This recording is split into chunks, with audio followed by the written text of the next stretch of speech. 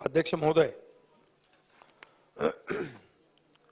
292 अन्वये अंतिम आठवडा प्रस्तावावर चर्चेमध्ये विरोधी पक्षनेते विजय वडेट्टीवार, जयंतराव पाटील आव्हाड, जितेंद्र आव्हाड, नाना पटोले, अमित साटम, अनिल देशमुख, रवींद्र वायकर, धानोरकर, सुनील राणे, सुनील टिंगरे, प्रकाश पातरपेकर, अबू अजमी, अमीन पटेल, मनीषाताई चौधरी, रोहित पवार, राम कदम, रमेश कोरगावकर, बळवंतराव वानखेडे, जयकुमार गोरे, सुनील भुसारा, सचिन कल्याण शेट्टी, विक्रम सावंत, कैलास पाटील, रवींद्र धंगेकर, रमेश बोरनारे, वैभव नाईक, राहुल कुल अशा अनेक इतरही सदस्यांनी यामध्ये सहभाग घेतलेला आहे। आणि खरं म्हणजे गृह विभागाच्या सूचना आणि मुद्द्यांवर गृहमंत्री आणि उपमुख्यमंत्र्यांनी अतिशय सविस्तर उत्तर या ठिकाणी दिले। खरं म्हणजे विरोधी पक्षातर्फे दाखल करण्यात आलेला अंतिम आठवडा वाचल्यानंतर आणि त्यानंतर सदस्यांची भाषणे देखील आपण ऐकली आणि प्रस्तावातील मसुदा देखील आपण पाहिला। पण खरं म्हणजे यामध्ये प्रकर्षाने ज्या गोष्टी जाणवल्या, खरं म्हणजे हा प्रस्ताव दाखल करताना मी एवढंच म्हणेन की विरोधी पक्ष अतिशय गोंधळलेल्या अवस्थेमध्ये आहे। मी पहिल्या दिवशी देखील म्हणालो होतो, पहिल्या दिवशी देखील तुमची चहावर बहिष्कारच्या वेळेस ते पत्र आलं होतं तेव्हाही वाचलं की आपला अवसान गळाले का काय, तो अवसान गळाले तेव्हाच म्हणालो मी। पण ते आज या पूर्ण अधिवेशनामध्ये जयंतरावांना पटलंय, ते हसतायत। हो जयंतराव बसा ना, मजा नाही येणार, बसा ना बसा।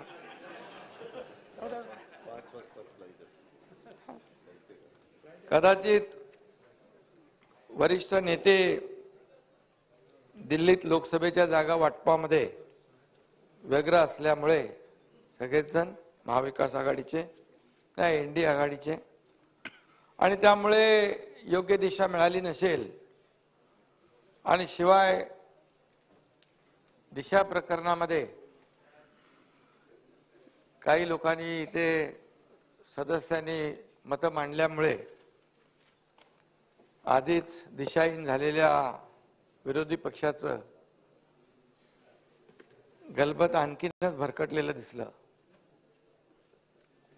आणि यामध्ये अंतिम आठवडा प्रस्तावात काय मागणी केली पाहिजे याचा विचार देखील आपण विरोधी पक्षाने केला पाहिजे।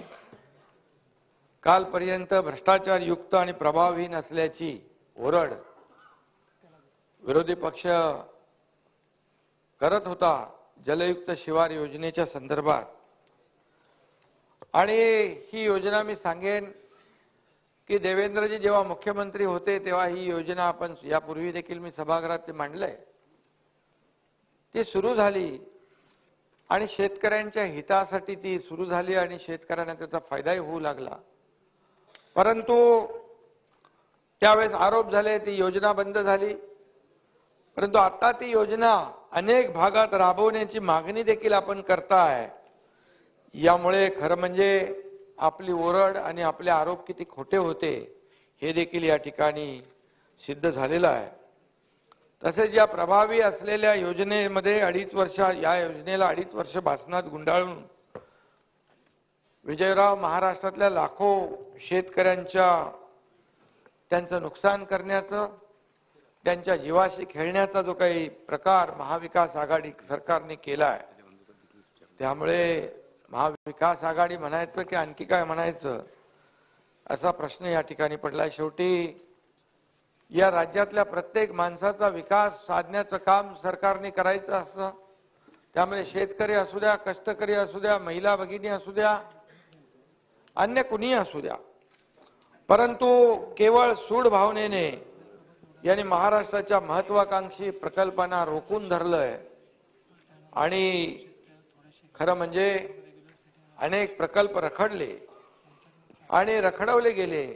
हे खरं म्हणजे एक चांगल्या राज्यकर्त्याचं हे लक्षण नसतं, चांगल्या राज्यकर्त्याचं काम नसतं आपल्या अहंकारापोटी राज्याला विकासापासून वंचित ठेवणं, मागे ढकलणं हे काही योग्य नाही।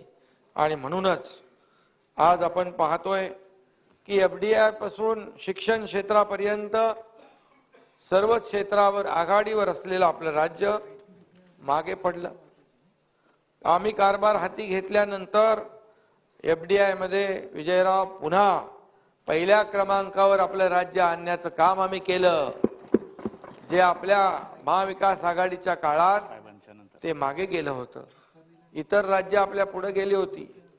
2014 ते 19 आपण पुढे होतो आणि म्हणून आमचं सरकार आल्यानंतर मग मेट्रो असेल, कारशेड असेल, समृद्धी महामार्ग असेल, बुलेट ट्रेन असेल, मुंबई न्हावा सेवा शिवडी एक्सप्रेस असेल, जो सी लिंक आहे तो असेल, मुंबई पुण्यातला तो मिसिंग लिंक असेल, हे कोस्टल रोड असेल, या सर्व अनेक पायाभूत सुविधा प्रकल्पांचा आम्ही U-टर्न बंद करून टाकला आणि त्याला फास्ट ट्रॅकवर आणलं। हे देखील मी या ठिकाणी सांगू इच्छितो। U-टर्न म्हणजे माहित आहे ना, विरोधकांच्या या मागणीमुळे जलयुक्त शिवार योजनेचं यश वादातीत असल्याचं स्पष्ट झालंय आणि म्हणून राजकारण करताना वस्तुस्थिती लक्षात घेऊन राजकारण केले पाहिजे, आरोप केले पाहिजे, परंतु आरोपाला आरोप म्हणून कधी विरोधी पक्षाने या ठिकाणी आरोप करता कामा नये। चांगल्याला चांगलं म्हणणं ही देखील या महाराष्ट्राची संस्कृती आहे, तेही काम केलं पाहिजे। आणि म्हणून काही दिवसांनी का होईना विरोधी पक्षांना आपल्या कामाची पोचपावती नाईलाजाने का होईना द्यावी लागते। जलयुक्त शिवार योजना राबवावी म्हणून आपली मागणी अनेक लोकांची आली आणि हीच पावती उद्या शेतकरी बांधवांच्या पॅकेज आणि मराठा आरक्षणाबाबत देखील आपल्याला द्यावी लागेल। यामध्ये देखील शंका बाळगण्याचं कारण नाही, कारण कालच आपण पाहिलं परवा की शेतकऱ्यांना ज्या योजना लागू केल्या आपण सर्व नियम बाजूला ठेवून ज्या वेळेस शेतकऱ्यांचं नुकसान झालं त्या वेळेस शेतकऱ्याच्या मागे आपलं सरकार उभं राहिलं, त्याच्यावर मी आता बोलू इच्छित नाही। मराठा आरक्षणाबाबत देखील मी दोन्ही सभागृहामध्ये विस्तारपणे माहिती दिली, तसेच पुढची दिशा देखील स्पष्ट केली। या संदर्भात मराठा समाजाने मोठ्या प्रमाणावर देखील समाधान देखील व्यक्त केलंय। मात्र अशोकराव आज नाहीये, तिकडे गेले काय? अशोक ऐकत असतील, आहेत बाहेर ना? अशोकराव त्यांनी काल बाहेर जाऊन आरोप केले मराठ्यांच्या या जिव्हाळ्याच्या प्रश्नातही राजकारण आणण्याचं सोडलं नाही, त्यांनी टीका केली। खरं म्हणजे वास्तविक त्यावेळेस अजितदादा इकडे बसलेले आहेत, मी अध्यक्ष होऊ नये म्हणून देखील पडद्याआड प्रयत्न झाले। मी अध्यक्ष उपसमितीचा अध्यक्ष झालो तर तातडीने मराठा समाजासाठी धडपड करेन, मराठा समाजाला न्याय मिळवून देण्यासाठी काम करेन, ही भीती त्यावेळेस 2.5 वर्षाच्या मुख्यमंत्र्यांना आणि त्यामध्ये अशोकरावांना देखील होती। पण आम्ही त्यावेळेस सांगितलं जाहीरपणे, अशोकराव होत आहेत ना, होऊ द्या हरकत नाही, परंतु आजची परिस्थिती जी आहे ती निर्माण झाली नसती हे मी छाती ठोकपणे ते सांगू इच्छितो। आणि म्हणून जे काही साठलोट केलं, डावललं, हा विषय झाला गेला, गंगेला मिळाला, त्याच्यावर मी काय बोलू इच्छित नाही। पण अशोकराव बाहेर असले तर वैभव आहेत का बाहेर? ऐकतात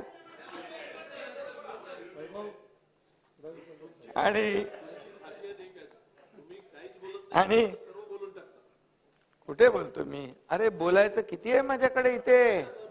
आता तुम्ही जशा पद्धतीने आरोप रोज करता इकडे, तुम्ही म्हणजे तुम्ही स्वतःवर घेऊ नका, पायऱ्यांवर, प्रत्येक अधिवेशनात, रस्त्यावर, त्याच्या तुलनेत मी किती बोलतोय, मी किती संयम बाळगलाय, मी संस्कृती परंपरा आपली सोडलेली नाही महाराष्ट्राची।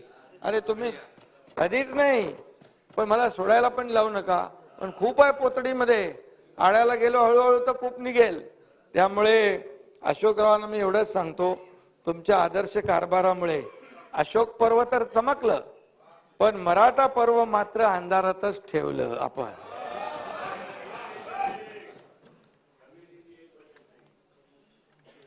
ते तर आपल्याला माहित आहे.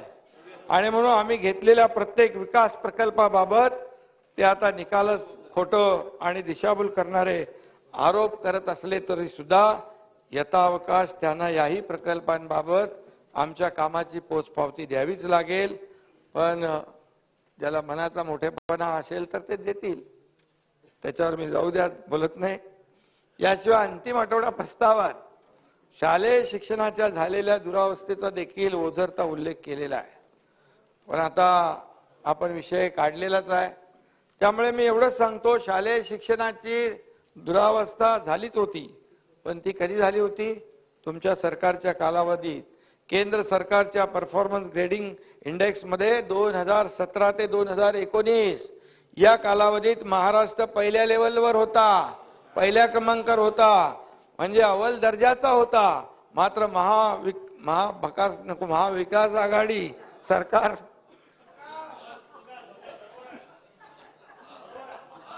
महाविकास आघाडी आणि या सरकार सत्तेत आल्यानंतर शिक्षण व्यवस्थेची घसरण होण्यास सुरुवात झाली आणि 2021-22 साली राज्य तिसऱ्या लेवलवर विजयराव गेलं, म्हणजे थर्ड क्लास वर गेलं.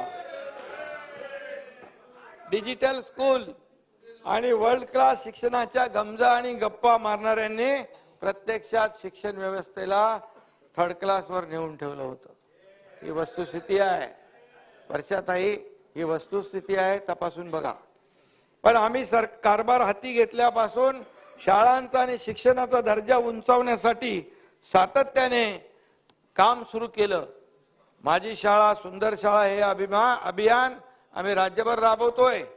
त्याची सुरुवात देखील झाली आहे. महावाचन अभियान राज्यभरात राबवलं जात आहे. त्यामुळे वाचन संस्कृती वाढेल, विद्यार्थ्यांना वाचनाची गोडी लागेल. संच मान्यता, अध्यक्ष महोदय, शिक्षक भरती आणि शाळा मान्यता या सर्व प्रक्रिया अत्यंत पारदर्शक पद्धतीने आमचे शिक्षण मंत्री केसरकर राबवत आहेत. याशिवाय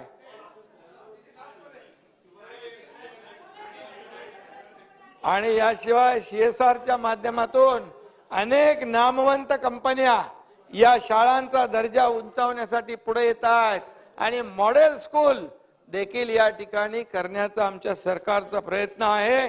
आणि त्यामुळे महाराष्ट्रातील शिक्षण व्यवस्था याचा कायापालट झाल्याशिवाय राहणार नाही, हे देखील मी या ठिकाणी सांगतो. कोंबडं किती झाकून ठेवलं तरी महाराष्ट्रात विकासाचा सूर्य उगवल्याशिवाय राहणार नाही, एवढंच आपल्याला मी सांगतो. किती आरोप केले तरी सुद्धा आम्ही जे काम करतोय ते जनतेसमोर आहे.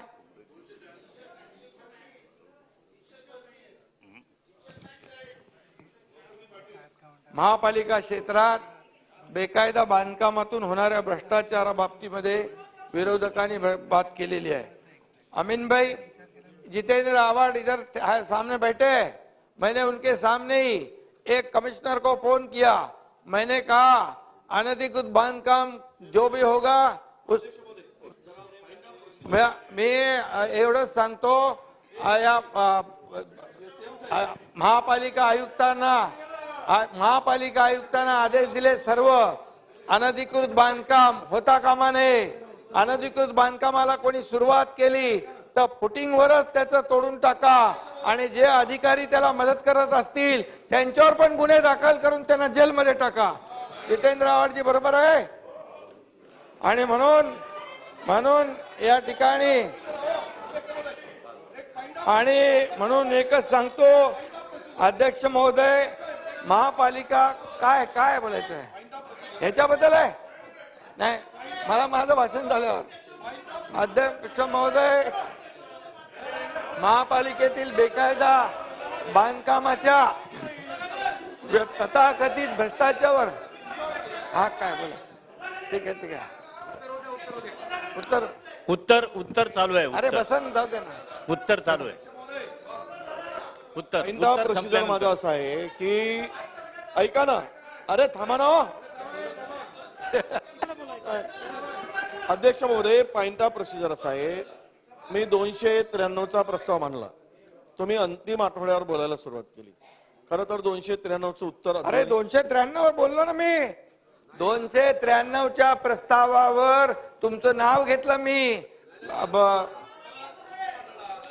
वर्षाताईचं पण नाव घेतलं सर. एकत्रित झाले दोन्ही उत्तर. सीएम साहेब दोन्ही उत्तर एकत्रित देत आहेत. दोन्ही उत्तर एकत्रित आहेत, सांगितलं ना मी. हे बघा, हे बघा, हे बघा. हो 200 बघा. हो बघा, ह्याच्यात लिहिलंय दोन्ही एकत्रित उत्तर आहे काय. हे बघा अध्यक्ष महोदय, तुमचं लक्ष नाहीये. महापालिकेत बेकायदा बांधकामांच्या तथाकथित भ्रष्टाचारावर आपण बोलला, त्याबद्दल मी धन्यवाद देखील देतो. आणि आपल्याला सांगतो मी की कुठल्याही महापालिकेमध्ये अनधिकृत बांधकाम जे झालं, जुनी जी गेलं याला गंगेला मिळालं, पण यापुढे अनधिकृत बांधकाम कुणालाही करता येणार नाही. आणि कोणी केलं ते संबंधित जे जबाबदार अधिकारी असतील, कोणी असतील, तर ते बांधकामावर तर कारवाई होईलच, परंतु त्यांच्यावर पण फौजदारी कारवाई, गुन्हे दाखल करून त्यांनाही जेलमध्ये जावं लागेल, हे मी स्पष्ट केलेलं आहे. आणि म्हणून परंतु आपण भ्रष्टाचार, बेकायदा बांधकामावर बोललात, थोडं कोविडवर बोलायला पाहिजे होतं अमीनभाई. कोविडवर पण बोलायला पाहिजे होतं, बरोबर ना.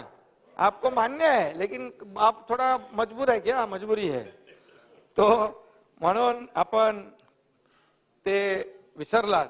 परंतु आम्हाला माहित आहे कोविडमध्ये जे काय मुंबईकर, आम्ही विसरलो नाही आणि मुंबईकर जनताही विसरलेली नाही. खरं म्हणजे जे काय प्रकार झाले त्याच्यावर हसावं की रडावं हा प्रश्न आमच्या समोर पडतोय.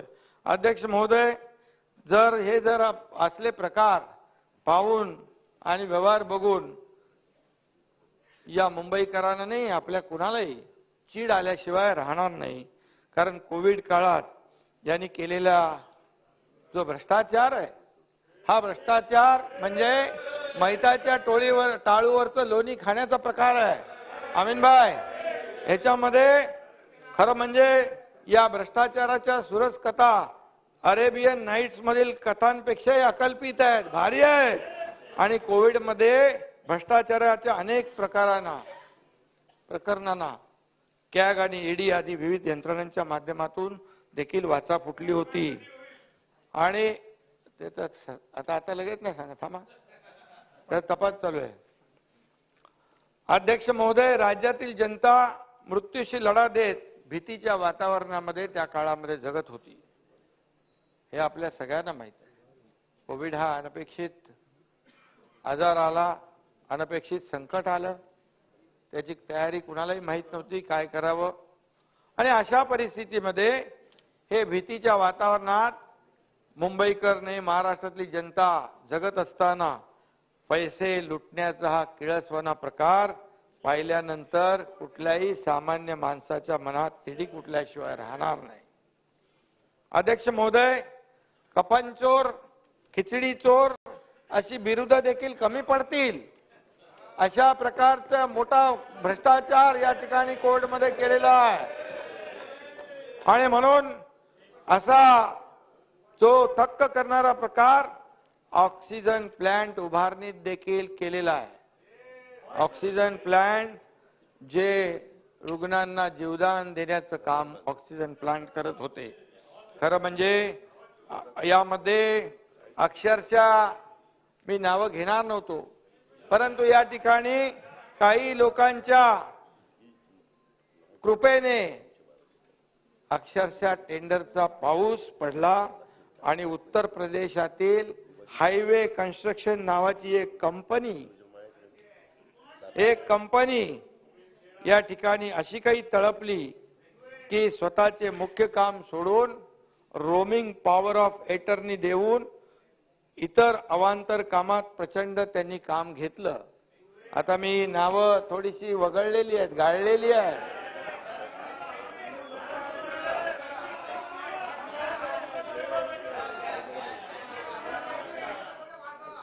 हा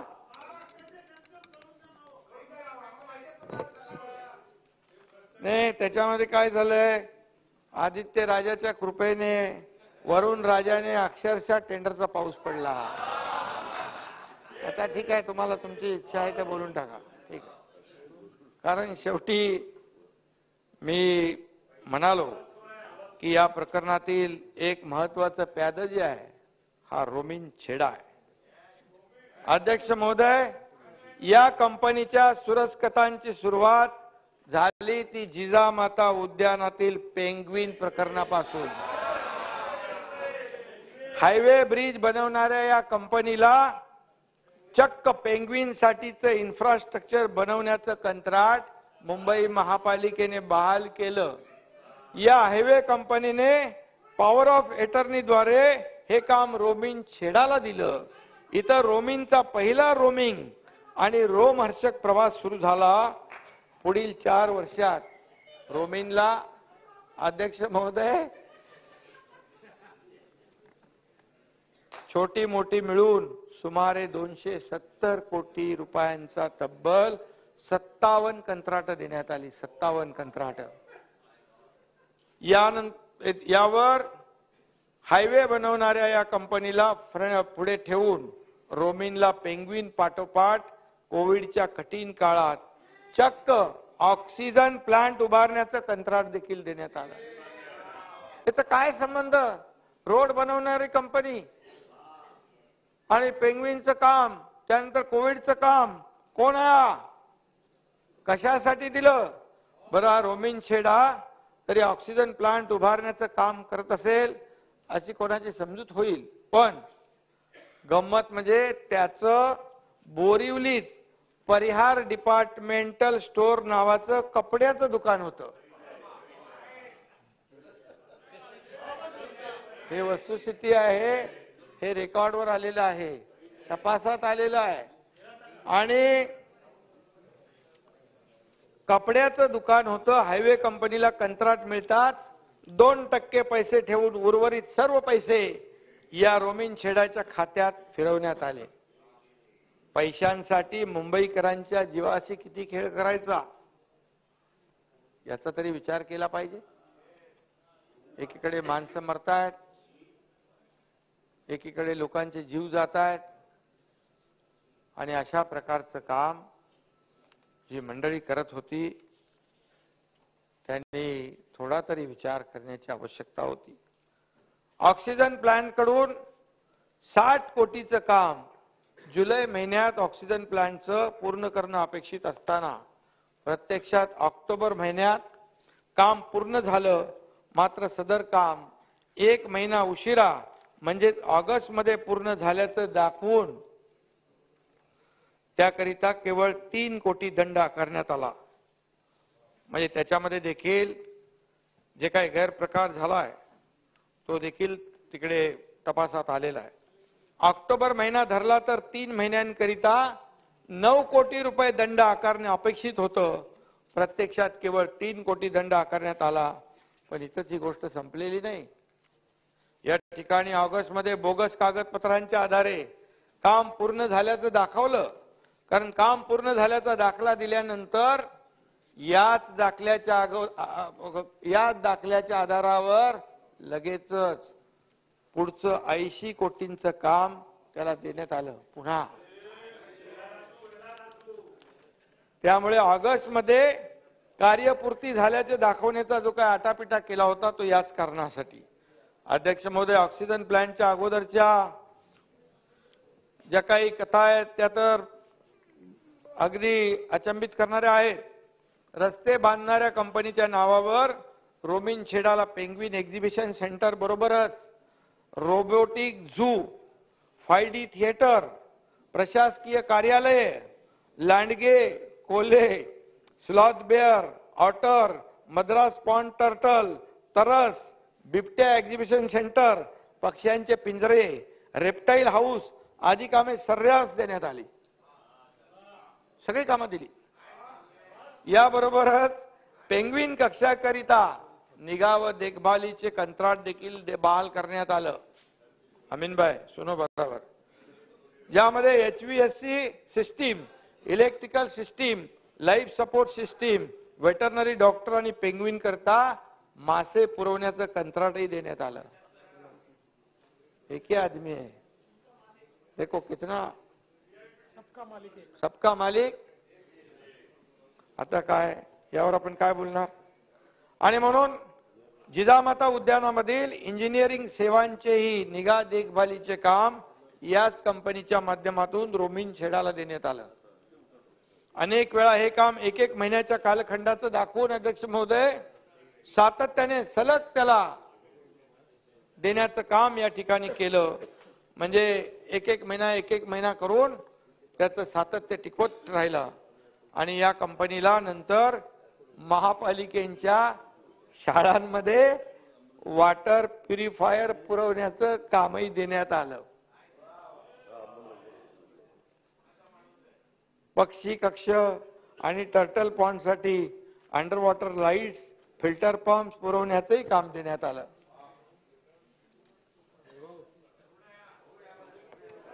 आणि झू हॉस्पिटल मध्ये हाऊस किपिंगचंही काम देण्यात आलं.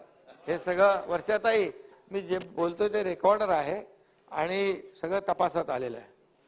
पक्षी कक्षात एनरिचमेंट डिव्हाइसेस पुरवण्याबरोबर नॅनो कॉपर कोटिंग असलेला कोल्फशील्ड पुरवण्याचं देखील काम देण्यात आलं. झू पाठोपाठ जोगेश्वरीत बाळासाहेब ठाकरे ट्रॉमा हॉस्पिटलमध्येही हे काम त्यांना देण्यात आलं. हे कमी झालं की काय म्हणून महापालिकेच्या विविध हॉस्पिटल मधील AC युनिटच्या देखभालीचं काम पण दिलं. वर्सटाईल माणूस आहे. वर्सटाईल म्हणजे त्याच्याकडे मल्टीपर्पज, मल्टी टॅलेंटेड, मल्टी काय त्याला बोलायचं, वर्सटाईल म्हणाले. आणि म्हणून या ठिकाणी ही कंपनी काय काय करते याची जंत्री प्रचंड आहे. खरं म्हणजे आणखी काय काय दिले जाऊ देते. आणखी आपल्या माझं गरगरायला लागले डोकं, तुमचे गरगरेला ऐकून, त्यामुळे सोडून द्या. रस्ते बनवणाऱ्या या कंपनीला रोमिन छेडाला यांनी काय काय काम करायला लावले हे वाचून खरं म्हणजे ही लोक कुठल्या थराला गेलेत याचा अंदाज आपल्याला आला पाहिजे म्हणून मी बोलतोय. कारण मी कधीही बघा एवढ्या डिटेलमध्ये कधी बोललो नव्हतो. रोज तुम्ही आमच्यावर आरोप करणार, रोज शिव्या घालणार, रोज आरोपीच्या पिंजऱ्यात उभं करणार. अरे ह्याच्यामध्ये एवढं सगळं आहे हे आता तपासामध्ये सगळं बाहेर येणार आहे आणि विथ प्रूफ येणार आहे. ऑक्सिजन म्हणजे ऑक्सिजन जे प्लांट आहेत ते कपड्याचं दुकान असणाऱ्या रोमिन छेडाने गंजलेलं ऑक्सिजन प्लांट दिल्यामुळे ब्लॅक फंगसचा प्रादुर्भाव पेशंटला झालेला आहे. हे पण रेकॉर्डवर आणलेलं आहे. काही जणांचे डोळे गेले हे पण डॉक्टरने रेकॉर्डवर आणलंय. हे माझं नाहीये म्हणणं. काही लोकांचा जीव गेलेला आहे परंतु त्यांना काही सोयरसूतक नाही. त्यांना फक्त पैशाशी मतलब आहे. त्यांना फक्त पैशाशी मतलब आहे. आणि म्हणतो मी जिथे टेंडर तिथे सरेंडर. अशा प्रकारच्या वृत्तीने जर काम केलं तर कसं होणार. आणि म्हणून पोतडीत अजून भरपूर आहे. आणि म्हणून मी आपल्याला एवढंच सांगतो, सर्वसामान्य मुंबईकर मात्र आपल्याला कुटुंबाचा जीव वाचवण्यासाठी केविलवाणी धडपड करत होता. माझे कुटुंब, माझी जबाबदारी, सर्व टेंडर सगळे सोयऱ्यांच्या घरी, बाकी जनतेनं फिरावं दारोदारी. अशा प्रकारच्या वृत्तीने काम केलेली माणसं समाजाचं कसं भलं करू शकतात, कसा मुंबईचा महाराष्ट्राचा विकास करू शकतात. रस्ते बनवणाऱ्या कंपनीला ऑक्सिजन प्लांट उभारण्याचं काम देऊन या मंडळींनी संपूर्ण आरोग्य व्यवस्थेलाच रस्त्यावर आणलेला आहे, हे मी या ठिकाणी नम्रपणे नमूद करू इच्छितो. एक लाईफलाईन जी होते, लाईफलाईन, ती लाईफलाईन नव्हती, ती लाईफलाईन नव्हती, ती डेथ लाईन होती. आणि म्हणून कोविड हॉस्पिटल उभारणीमध्ये चालवण्याचं कंत्राट घेणाऱ्या सुजित पाटकर यांच्या लाईफलाईन हॉस्पिटलने तर लुटालुटीचा उच्चांक गाठलेला आहे. यामध्ये हॉस्पिटलमध्ये काल्पनिक रुग्ण दाखवले, रुग्ण नाहीत, काल्पनिक डॉक्टर दाखवले, त्यांचा पगार काढला आणि रुग्णांबरोबर विजय भाऊ औषधही वितरित केल्याचं दाखवलं. 300 त्यापोटी मुंबई महापालिकेच्या तिजोरीवर दरोडा घालण्याचं काम केलंय विजय भाऊ. मी स्वतः वाचलंय म्हणून मी एवढं बोलतोय. आणि म्हणून या दरोड्यात लुटलेल्या दौलतीतून कोणी घर भरली हे अवघ्या महाराष्ट्राला माहित आहे, सगळ्यांना माहित आहे. आणि इथून पुढे आरोप करताना विचारपूर्वक आरोप करा, नाहीतर विजय भाऊ याच्यापेक्षा जास्ती आतमध्ये पोतडीमध्ये आहे. आणि म्हणून काल्पनिक डॉक्टर, काल्पनिक रुग्ण, आरोग्य व्यवस्था चोख आहे असं भासून घरी बसणाऱ्यांनी देशात 1 नंबरचे सीएम आहोत असं सर्टिफिकेट देखील मिळालं. अरे घरी बसून 1 नंबर कसा होऊ शकतो दादा? नाही, तो नंबर उडून नव्हता, तो पाठून होता. त्यामुळे सुरुवातीला मी म्हणालो खिचडी घोटाळ्याचा अनुषंगाने त्याचा वापस उल्लेख मी खिचडी चोर करत नाही, पण एकच सांगतो, महापालिकेने विजय भाऊ 33 रुपयात 300 ग्राम खिचडी कोविड काळात कामगार व गोरगरीब वर्गाला देण्याचं कंत्राट दिलं होतं. 300 ग्रामचं 33 रुपयामध्ये. प्रत्यक्षात मूळ कंत्राटदाराने सब कॉन्ट्रॅक्ट दिलं आणि देताना त्यांनी मापात पाप केलं. 100 ग्रॅम खिचडी द्या म्हणून त्याच्याबरोबर सब कॉन्ट्रॅक्ट केलं. 16 रुपयामध्ये 100 ग्रॅम खिचडीचं कॉन्ट्रॅक्ट देऊन 300 ग्राम देण्याच्या ऐवजी 100 ग्रॅम या गोरगरिबांना खिचडी वाटप झालं.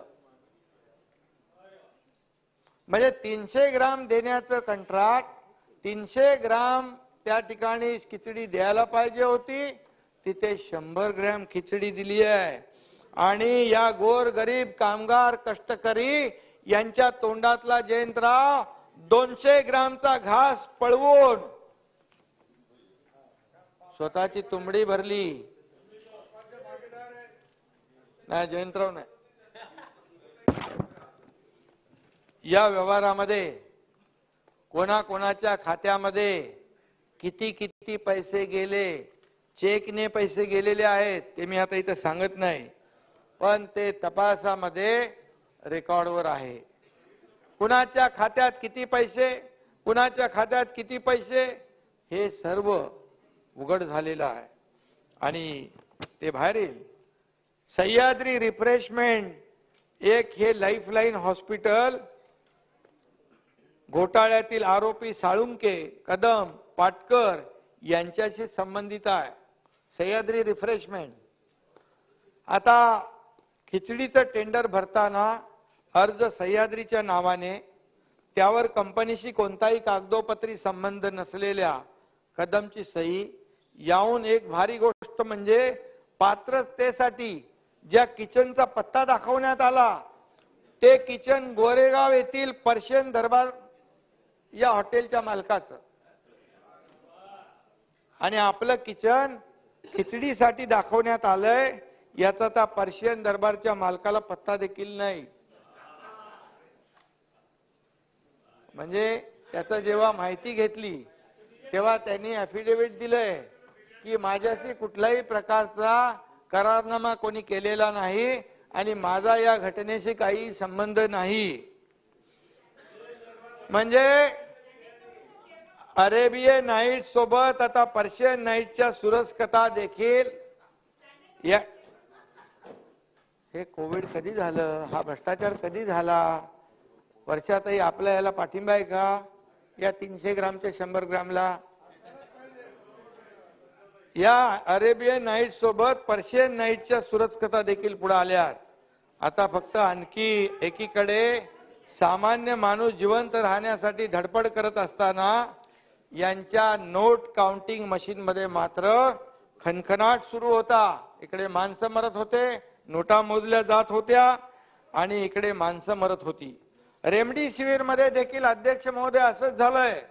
महापालिकेच्या वैद्यकीय विभागाचे प्रमुख असलेल्या राठोड यांना भायकाळा येतील महापौर बंगल्यावर बोलवून रेमडेसिवीरचं कंत्राट हेट्रो लॅब्सला देण्यास सांगितलं. काय कारण? यासाठी युवा नेत्याचा मित्र असलेला एक पुण्यवान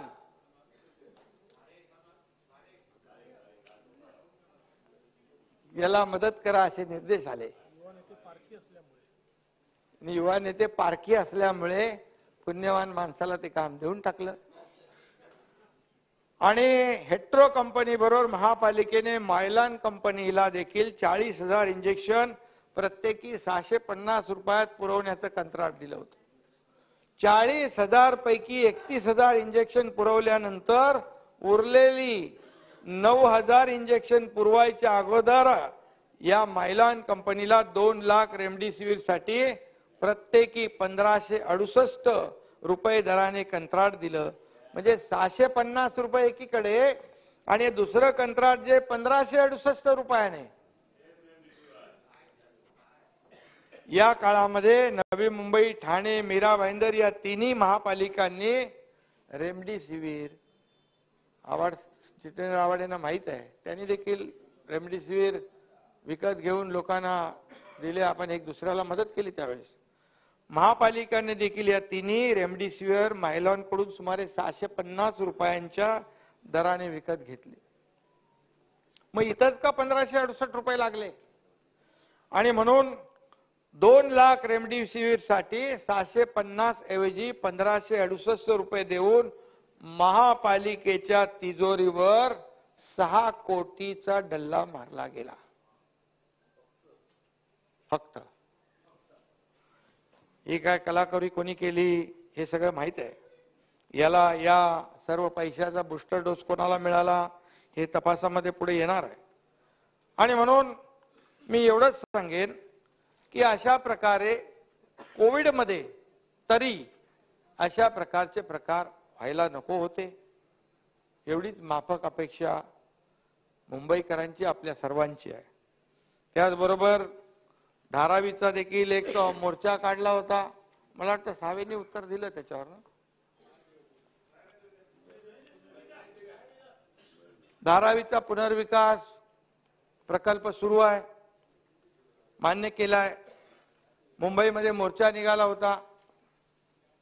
घोटाळा म्हणजे तरी काय आपण समजायचा?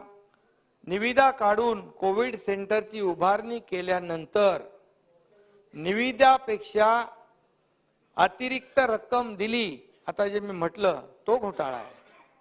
त्याला घोटाळा म्हणतात. यामध्ये निविदेच्या अटी कायम ठेवणे हा घोटाळा नसतो. कोविड बॅगची अव्वाच्या सव्वा दराने खरेदी करणे म्हणजे घोटाळा. रहिवाशांना प्रत्यक्ष मदत करणे हा घोटाळा नाही. अध्यक्ष महोदय, 1 ऑक्टोबर 2022 रोजी धारावीच्या निविदा प्रक्रियेला सुरुवात झाली. ही प्रक्रिया 45 दिवस चालली. जर शेजारी म्हणतो आपण, तुमचं नाही सांगत मी, शेजारी जेव्हा आपण म्हणतो धारावीचे, एवढं जेव्हा प्रेम धारावीवर होतं, तर इतर कंपन्यांना हे ग्लोबल टेंडर होतं. या ग्लोबल टेंडर मध्ये इतर देखील कंपन्यांनी पार्टिसिपेट केलं पाहिजे, अशा प्रकारचं काम करायला पाहिजे होतं. त्यांना प्रोत्साहन द्यायला पाहिजे होतं. अग्रगण्य जे मोठे विकासक आहेत त्यांना देखील त्याच्यात इन्व्हॉल्व करायला पाहिजे होतं, पण ते केलं नाही. परंतु मुळात यापूर्वीची निविदा प्रक्रिया रद्द करून यापूर्वी जी निविदा प्रक्रिया झाली होती ती रद्द का केली? तर त्याला डायरेक्ट ऑर्डर मला वाटतं त्यावेळेस सुरू झालं ते, आणि रद्द करून खरं म्हणजे हा प्रकल्प रखडवण्याचं काम आज सुरू आहे.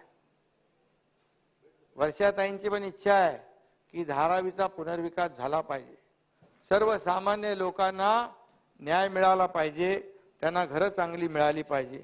परंतु मी देखील त्यावेळेस महाविकास आघाडीमध्ये होतो, मी नगरविकास मंत्री होतो, मलाही माहिती आहेत काही गोष्टी. आणि मग तो जो पूर्वीची निविदा प्रक्रिया रद्द का केली? तुम्हाला जर दुसऱ्याला द्यायचं नव्हतं तर मग त्यालाच द्यायचं होतं, पण ती रद्द केली आणि हा प्रकल्प विशिष्ट माणसाला मिळावा असाच हेतू होता. ही वस्तुस्थिती आहे. मग का बिनसलं?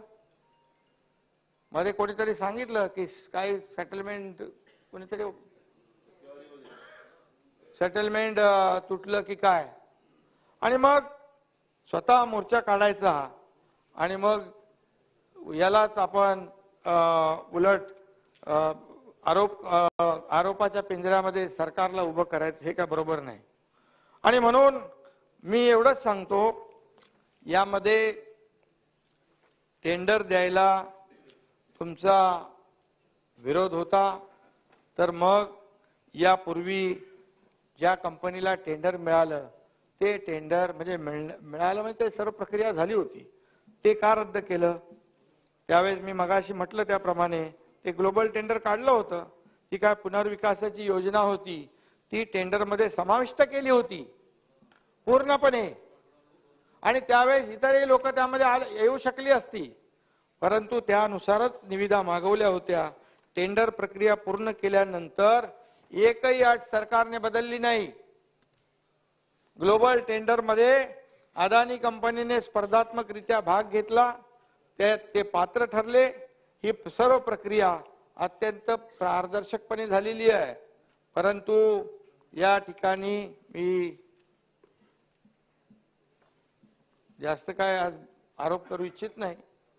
काही गोष्टी आहेत त्या मलाही माहीत आहेत आणि त्या योग्य वेळी बाहेर येतील. यामध्ये शेकलिंगला द्यायला पाहिजे होता ना,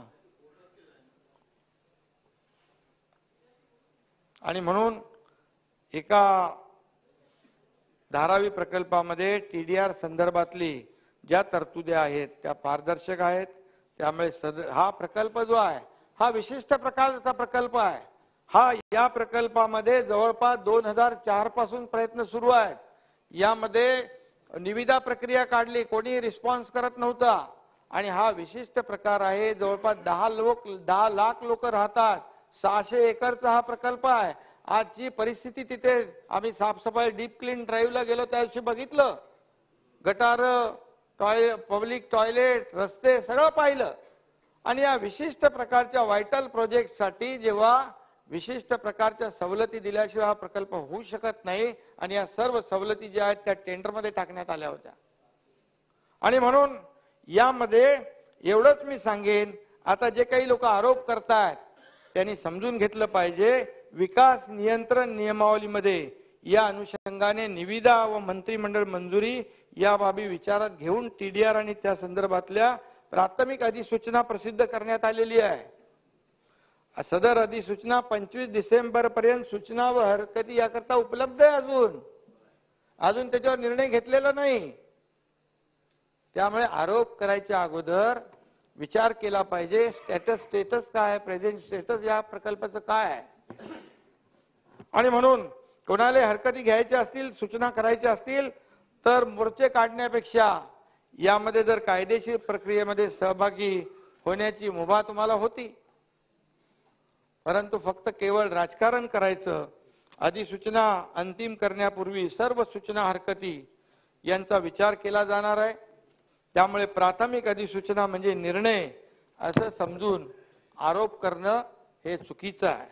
आणि म्हणून नक्की यामध्ये जर सहकार्याची भूमिका जर घेतली असती तर नक्की त्या लोकांना, धारावीच्या लोकांना फायदा झाला असता.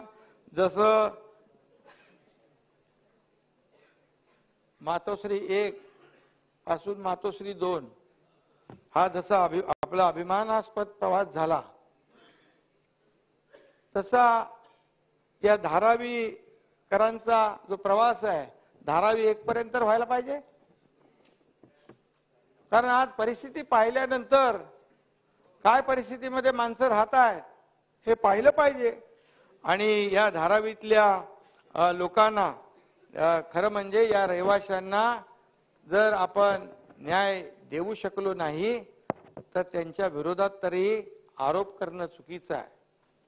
आज ज्या परिस्थितीमध्ये ते राहत आहेत तिथे जो धारावी प्रकल्प आहे SRA मध्ये मला वाटतं सिंगल खालच्या ग्राउंडला मिळतं, वरच्याला मिळत नाही घर. परंतु हा पहिला प्रकल्प आहे की सर्वांना घरं त्याच्यामध्ये मिळणार आहेत. म्हणजे पहिला, दुसरा, तिसरा, चौथा जो कोणी असेल माळा सगळ्यांना घरं, सर्व लोकांना घरं देणारा हा सगळ्यात पहिला भारतातला पहिला प्रकल्प आहे. पात्र अपात्र सगळ्यांना.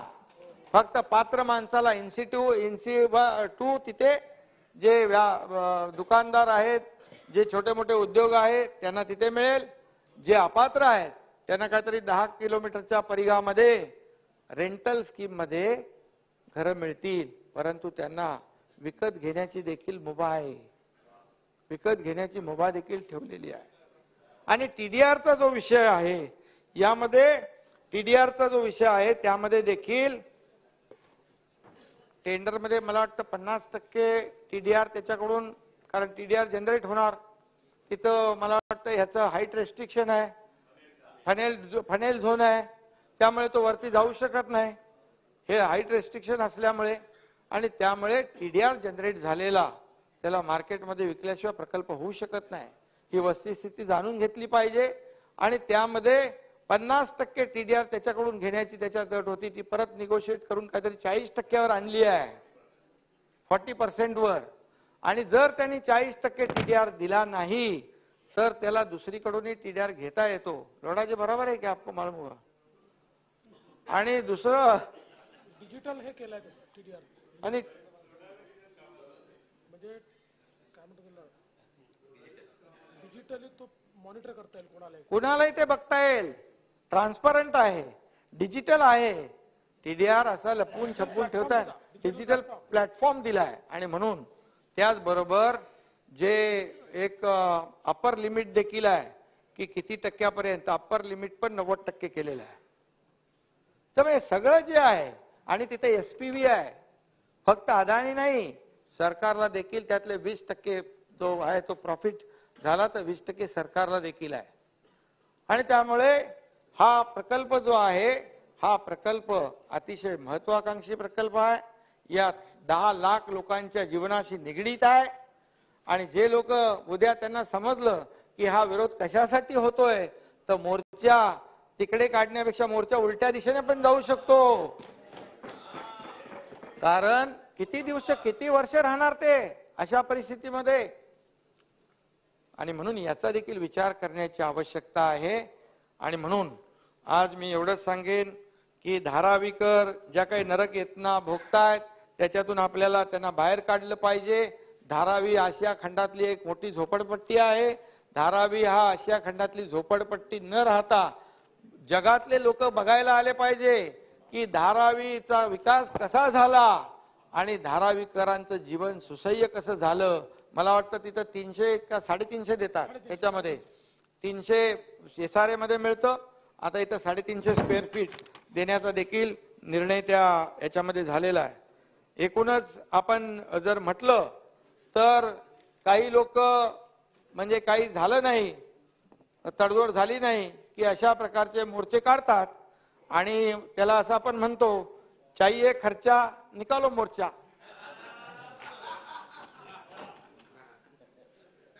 असं पण आहे ना वृत्ती काही लोकांची. मग कोणीतरी मध्ये मीडियाला स्टेटमेंट दिलंय, मग ज्याच्या विरोधात मोर्चा काढला 1 वर्षापूर्वी तो तिथं मिटिंगला होता. हे मी बोलत नाही, टीव्हीवर जाहीर स्टेटमेंट आहे. आणि म्हणून याच्यावर आपल्याला विचार करण्याची आवश्यकता आहे. आणि या धारावीकरांचं जे काही जीवन आहे हे आज ज्या पद्धतीने जगतायत त्याच्यातून आपल्याला त्यांना बाहेर काढायचं असेल तर एक सर्वांनी सकारात्मक भूमिका घेण्याची आवश्यकता आहे. याच्यावर कुणालाही आरोपाच्या पिंजऱ्यामध्ये उभं करता कामा नये. जे काय ट्रान्सपरंट आहे त्या सगळ्या बाबी इथे आहेत. सूचना हरकतीला अजून वेळ आहे आणि ते न करता मोर्चा काढून काहीतरी दबाव आणायचा व नंतर बोलणी होईल, ह्या सगळ्या गोष्टी लोकांना माहित आहेत. आणि म्हणून याच्यामध्ये मी आता जास्त जात नाही. बाकी आहे ते नंतर पुढच्या वेळेस बोलेन. यामध्ये प्रदूषण आणि पर्यावरणाच्या बाबतीत देखील काही सदस्यांनी या ठिकाणी आपली मतं मांडलेली आहेत. अध्यक्ष महोदय, 2 नोव्हेंबर 23 साली दिल्लीतल्या प्रदूषणाची बातमी आली आणि पीएमओने त्यासाठी बैठक घेतली आणि ते मी वाचलं. आणि त्याचवेळी मी देखील आपल्या महापालिका आयुक्तांशी त्याचबरोबर पीएमओशी देखील संपर्क साधून काय उपाययोजना सुचवल्यात याची देखील माहिती घेतल्यानंतर इथे देखील तशाच प्रकारची अंमलबजावणी करण्याच्या सूचना आयुक्त आणि सर्व अधिकाऱ्यांची बैठक घेऊन मी ताबडतोब घेतली.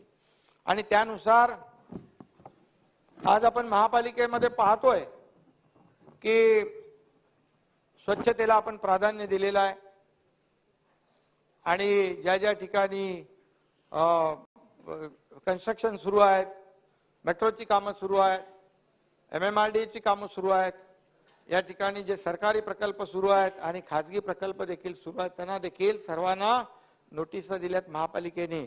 आणि ते सर्व त्यांनी त्यांचं काम, बांधकाम धूळ उडणार नाही अशा प्रकारची सर्व काळजी घेण्याच्या सूचना दिल्यात. आपण पाहतोय की ते सगळं त्या इमारतींना ते कर्टन लावून बंद केलंय, त्यांची धूळ बाहेर येता कामा नये अशा प्रकारचा प्रयत्न या ठिकाणी केलेला आहे.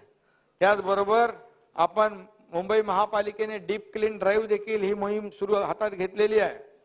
आणि म्हणून केवळ मी वर्षाताईंच्या इकडे आलो होतो त्या दिवशी की फक्त आपण रस्ते स्वच्छ नाही करत, तर रस्ते अंतर्गत रस्ते पण, अंतर्गत गटार पण, त्या भागातले नाले पण, त्या भागातले पब्लिक टॉयलेट्स पण, हे सगळे एकाच वेळेस साफ झाले पाहिजे. मी आयुक्तांना सांगितलं एका एरियामध्ये धारावीमध्ये समजा 100 लोक काम करत असतील तर त्या आजूबाजूचे 4-5 वॉर्ड मधले जे माणसं तिथले सगळे जे मोबिलाईज एका ठिकाणी करायचे आणि 1,500 ते 2,000 मॅन पॉवर जी येते मशिनरी सकट एकाच मोठ्या एरियामध्ये त्यांनी साफ करायचं, स्वच्छ करायचं, रस्ते झाडूने मारायचे, नंतर ब्रशने माती काढायची आणि त्यानंतर रस्ते पाण्याने धुवायचे. अशा प्रकारचं काम डीप क्लीन ड्राईव्हच्या माध्यमातून होत आहे. अंतर्गत रस्ते पण होत आहेत साफ, अंतर्गत गल्लीबोळ पण होत आहेत आणि त्याचबरोबर हे पाणी जे आपण वापरतोय रिसायकलिंगचं वापरतोय, पिण्याचं पाणी वापरत नाही या देखील सूचना दिलेल्या आहेत. पब्लिक टॉयलेट 4 ते 5 वेळा सफाईच्या सूचना दिलेल्या आहेत आणि काही फॉगर्स लावलेत, वरती धुलीकण असतील ते देखील खाली आले पाहिजे. अँटी स्मोक गन देखील आपण मुंबई महापालिकेने घेतले आहेत आणि याचा परिणाम जो आहे याचा परिणाम खूप अध्यक्ष महोदय चांगला होतोय. आणि या मोहिमेमध्ये स्वतः मी देखील मॉनिटर करतोय. काही ठिकाणी मी स्वतः देखील मुख्यमंत्री असलो तरी जातोय, कारण हे पोल्युशन आपल्याला कमी करायचं आहे आणि त्याचे रिझल्ट अध्यक्ष महोदय आता चांगले आलेले आहेत. पूर्वीपेक्षा मुंबईचं प्रदूषण खाली आलेलं आहे आणि ही वस्तुस्थिती जी आहे आपल्याला आणखी मुंबई स्वच्छ आणि सुंदर करायची आहे. आणि म्हणून या ठिकाणी एवढंच सांगतो की प्रदूषण कमी करायचं आहे, मुंबईतले खड्डेमुक्त मुंबई करायची आहे, मुंबईला स्वच्छ करायचं आहे, सुंदर करायचं आहे. परंतु या ठिकाणी जे गेले अनेक वर्ष मुंबई महापालिकेतले मुंबईतले आपले नागरिक खड्ड्यामधून प्रवास करत होते. काही लोकांनी त्या खड्ड्यावर गाणी बनवली होती, परंतु यावर्षी त्यांना गाणी बनवण्याची संधी आम्ही दिली नाही, कारण खड्डा त्यांना मिळाला नाही आणि पावसाचं पाणी तुंबलं नाही. कारण या ठिकाणी यावर्षी आपल्या सरकारने सर्व सूचना आयुक्त आणि त्या सर्व अधिकाऱ्यांना दिल्या होत्या. आणि म्हणून फक्त आम्ही होर्डिंग लावून बसत नाही, तर काम प्रत्यक्ष पाहतो, कामावर लक्ष देतो. जुहू बीचवर गेलो, तिकडे देखील सगळे NGO, तिथले नागरिक, तिथले शाळेतली मुलं सगळे त्याच्यामध्ये सहभागी झाली होती. काय म्हणाले, कोणी तर सांगितलं, टीका केली, बीचवर मुख्यमंत्री ट्रॅक्टर चालवतात. अरे तो ट्रॅक्टर म्हणजे त्याला एक विशिष्ट प्रकारचं यंत्र मागे लावलं होतं जयंतराव, आणि तो बीच कॉम्बर होता. त्याच्यामध्ये जे वाळूमध्ये फिरल्यानंतर त्याच्यामध्ये दगड, त्याच्यामध्ये प्लॅस्टिक, त्याच्यामध्ये जे काही आहे ते वेगळं करून फक्त वाळू जी आहे ही वाळू तिथं राहिली पाहिजे अशा प्रकारचं ते मशीन आहे. माहिती घेऊन तर बोललं पाहिजे. आणि म्हणून जी मशिनरी जी आहे, ऍडव्हान्स टेक्नॉलॉजी जी आहे ती आपण वापरतोय. आणि मी आपल्याला एवढंच सांगतो की मुंबई महापालिका, मुंबई शहर, फक्त मुंबई शहर आपल्याला एकच शहर स्वच्छ नाही तर ही आपल्याला टप्प्याटप्प्याने सगळी शहरं हे मुंबई पॅटर्नच्या प्रमाणे सर्व शहरं संपूर्ण महाराष्ट्रामध्ये हे डीप क्लीन ड्राईव्ह हे अभियान राबवायचं आहे. जे स्वच्छता भारत स्वच्छ भारत अभियान आदरणीय देशाचे प्रधानमंत्री मोदी साहेबांनी राबवलं त्यावेळेस देखील अशी टिंगल केले, फोटो सेशन आहे. आज बघितलं की त्या स्वच्छ भारत अभियानचं महत्व आज किती जनजागृती झाली. सगळे लहान मुलं, NGO, सगळे नागरिक यामध्ये सहभागी होत आहेत. हे त्याचं फलित आहे. आणि म्हणून जे आता टिंगल करतायत, जेव्हा मुंबई स्वच्छ सुंदर होईल आणि मुंबई प्रदूषण मुक्त होईल तेव्हा या टीका करणाऱ्यांचे डोळे पांढरे झाल्याशिवाय राहणार नाहीत, हे देखील मी या ठिकाणी सांगू इच्छितो. आणि म्हणून मी सांगितलं त्या दिवशी, काही लोक मला म्हणाले मुंबईचे रस्ते साफ करतायत, मुंबईचे रस्ते धुतायत. बोले हो, मुंबईचे आम्ही रस्ते साफ करतोय, आम्ही तिजोरी साफ करत नाही, आम्ही रस्ते साफ करतोय. त्यामुळे रस्ते साफ करायचा अभिमान आम्हाला आहे. आणि एवढंच सांगतो की याचा खूप चांगला परिणाम या ठिकाणी नक्की आपल्याला दृश्य स्वरूपामध्ये भविष्य काळामध्ये पाहायला मिळेल. आणि बाकी तर कायदा व्यवस्थेच्या बाबतीमध्ये उपमुख्यमंत्री महोदयांनी उत्तर दिलेलं आहे. लॉ अँड ऑर्डरच्या संदर्भात अंमली पदार्थाच्या विरोधामध्ये देखील अनेक लोकांनी त्याचेही उत्तर त्यांनी दिलंय. कारवाई आपण करतोय, पोलीस कारवाई करतायत म्हणून हे अंमली पदार्थाचे साठे सापडतायत. पूर्वीचे लोक त्याच्यावर कारवाईच करत नव्हते कारण त्यांचं आणि त्यांचं साठलोट होतं.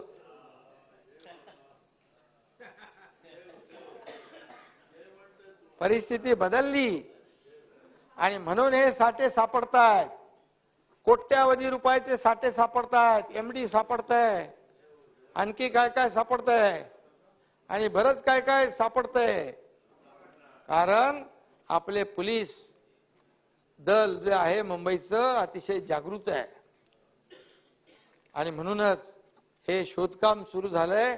म्हणून मोठ्या प्रमाणावर या सगळ्या साठ्यांचा शोध होतोय. आणि या साठ्यांचा उगमस्थान जो आहे तो उगमस्थान देखील तिथून ते देखील तोडून फोडून टाकण्याचं या ठिकाणी काम मुंबईचे पोलीस करतायत. आणि म्हणूनच मी आपल्याला एवढंच सांगतो, आज जे काही कायदा सुव्यवस्थेच्या बाबतीमध्ये गृहमंत्र्यांनी अतिशय डिटेल सविस्तर माहिती दिली आहे. त्यामुळे कायदा सुव्यवस्था राखण्याची जबाबदारी सरकारची आहे. परंतु काही वेळेला कायदा सुव्यवस्था बिघडवण्याचं काम देखील काही अपप्रवृत्ती समाजकंटक करतात.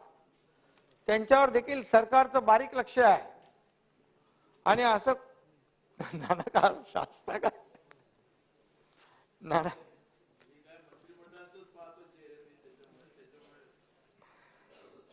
नाही, आमच्या मंत्रिमंडळाची काळजी करू नका. आणि म्हणून आपल्याला मी एवढंच सांगतो की या सर्व ज्या अनैतिक अनधिकृत साठे जे काही आहे, मुंबईत देखील आम्ही सूचना दिल्या होत्या की शाळेच्या आजूबाजूला ज्या पानाच्या टपऱ्या असतील, छोटे मोठे हॉटेल असतील, त्याच्यामधून हे अंमली पदार्थ विकण्याचं जे काही पाप लोक करतात त्यांचं सगळं, एक तर तो पानवाला होता, मर्सिडीजने फिरायचा, काय त्याचं नाव माहित नाही मला, मुच्चड का काहीतरी. आणि सगळे असे जवळपास 1200 स्ट्रक्चर आपल्या मुंबई पोलिसांनी तोडून टाकले, ध्वस्त करून टाकले. आणि ह्याचा जो काही जे काय म्हणतो त्याला हे मधले सगळे पेडलर वगैरे हे आणि त्याचा मूळ जो मालक आहे, मूळ जिथून उत्पादन आहे त्याच्यावर घाला घालण्याच्या सूचना देखील पोलिसांना दिलेल्या आहेत. आणि त्यामुळे मोठ्या प्रमाणावर या ठिकाणी हे साठे सापडत आहेत, त्यांच्यावर कारवाई होतीये. आणि केंद्रीय गृहमंत्र्यांनी देखील अंमली पदार्थ विरोधी कारवाईसाठी देशपातळीवर स्थापन केलेल्या समन्वय समितीच्या देखील बैठका झाल्यात. आणि त्यामध्ये देखील महाराष्ट्र सरकार देखील याच्यामध्ये या कारवाईमध्ये आघाडीवर आहे. आणि म्हणून विजयराव, आमचं सरकार प्रोएक्टिव्ह आहे. घटना घडेपर्यंत आम्ही वाट बघत बसत नाही. घटना घडायच्या अगोदर ते आपल्याला माहिती मिळाल्यानंतर त्याच्यावर ऍक्शन घेण्याचं काम आपण केलं पाहिजे. शेवटी एकच सांगतो, लोकशाहीचं हे पवित्र सभागृह आहे, हे पवित्र मंदिर आहे. जनतेतून आपण निवडून येतो. लोकांच्या आपल्याकडून खूप अपेक्षा आहेत. लोकांच्या आपल्याकडून आपला आमदार आपल्या प्रश्नांना न्याय मिळेल, वाचा फोडेल, अशा प्रकारची अपेक्षा असते. आणि म्हणून मी एवढंच सांगेन की सरकार चुकत असेल तर नक्की आपण चुका दाखवून द्या. परंतु यामध्ये सरकार चांगलं काम करत असेल अशोकराव, तर त्याला चांगल्याला चांगलं म्हणण्याची देखील आपली संस्कृती आहे. आणि म्हणून तुम्हाला सांगतो, आणि म्हणून अरे आता झालं मग अशी बैठक ना आपली, आता असं बोलल्यावर ती बैठक रद्द होईल, कैंसिल होईल एग्रीमेंट. ना ना, देखो बात हो गई थी, फिर अभी बोल रहे हो आप सेपरेट स्पेशल कोटावाले येते. आणि म्हणून राजकारण करण्यासाठी अनेक विषय असतात. राजकारणाच्या जागेवर ठेवा, ते होतच राहील. परंतु जनतेच्या जिव्हाळ्याच्या प्रश्नावर देखील आपण सगळ्यांनीच एकत्र येऊन त्याला न्याय देण्याचं काम केलं पाहिजे.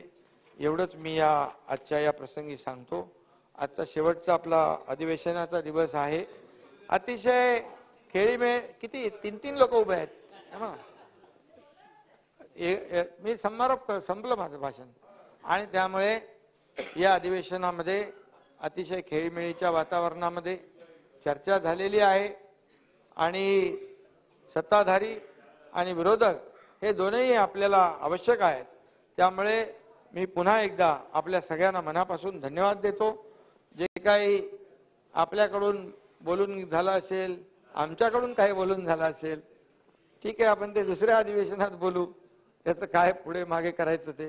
परंतु सगळ्यांना मी मनापासून धन्यवाद देतो, सगळ्यांचे आभार मानतो आणि या ठिकाणी थांबतो. धन्यवाद.